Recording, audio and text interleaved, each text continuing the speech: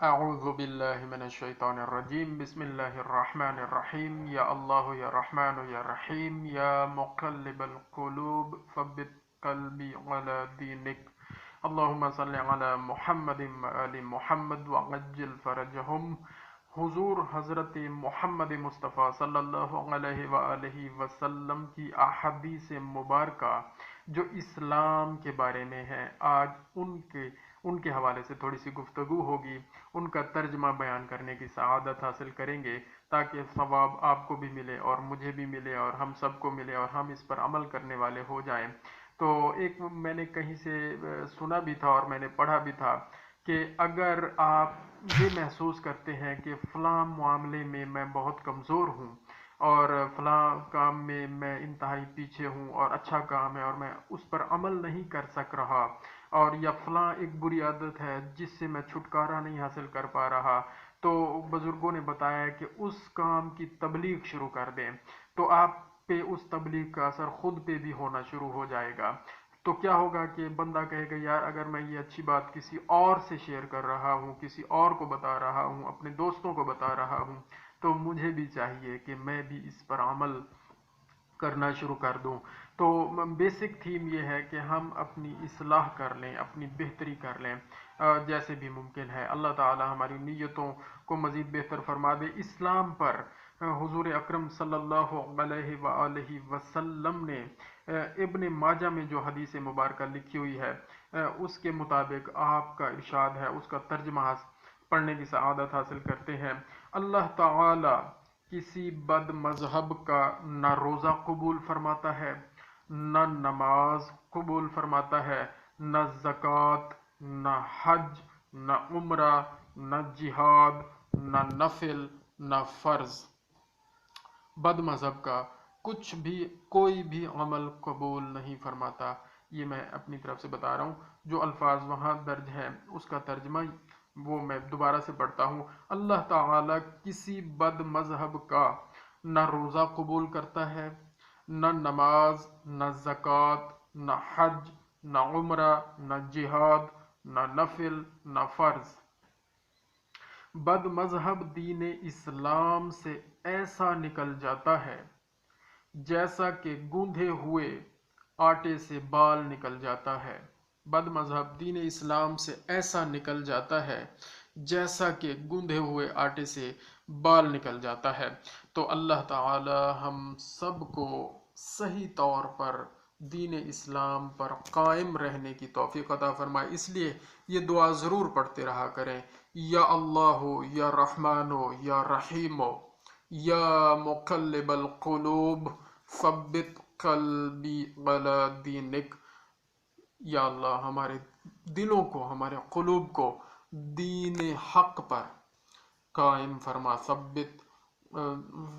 علی دینک، ثبت قلوبنا علی دینک، یا اللہ یا رحمان یا رحیم یا مقلب القلوب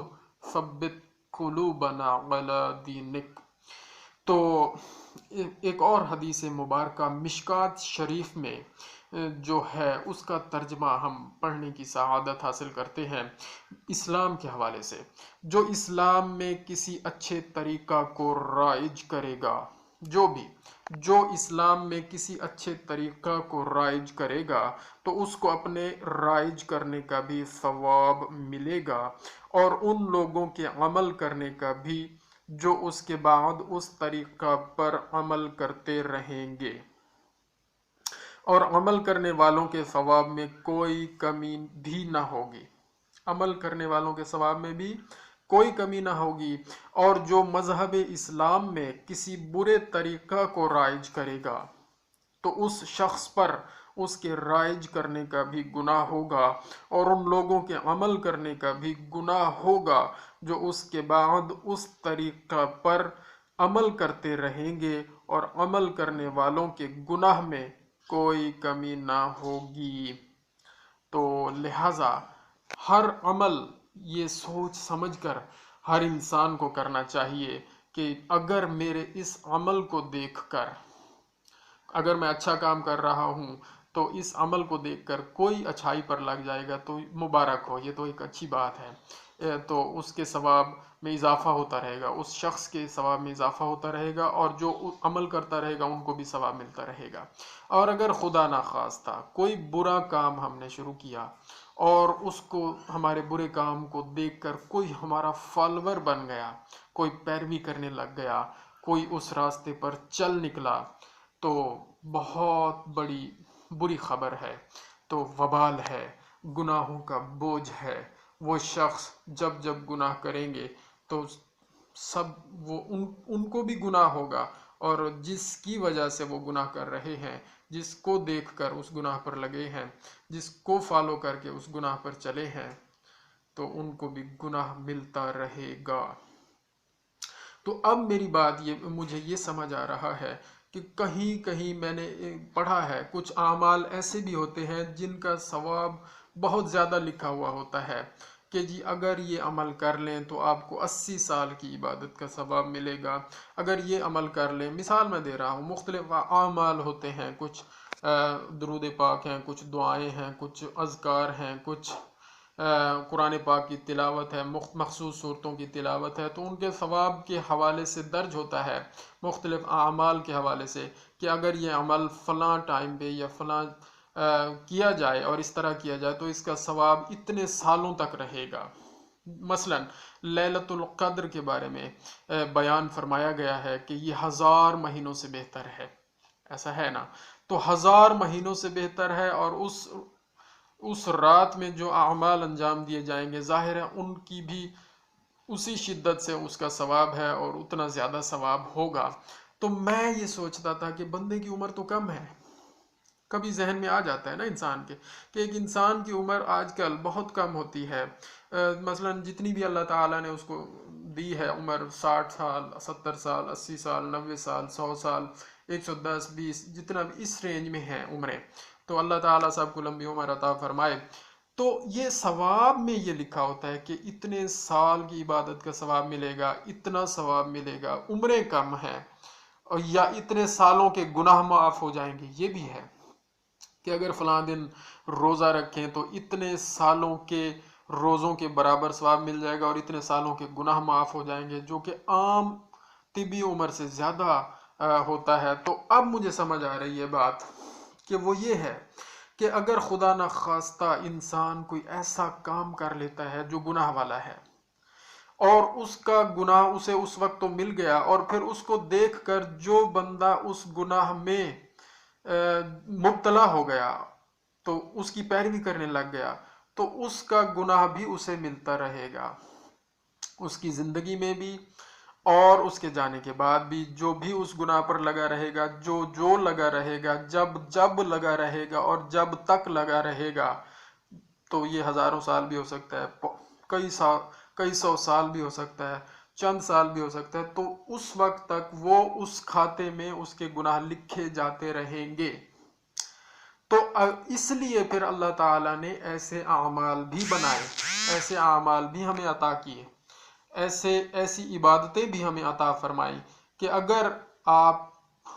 یہ کر لیں تو آپ کے اتنے سالوں کے گناہ، کئی سالوں کے گناہ معاف ہو جائیں گے، اور اتنے سالوں کی عبادت کا ثواب آپ کو ملتا رہے گا۔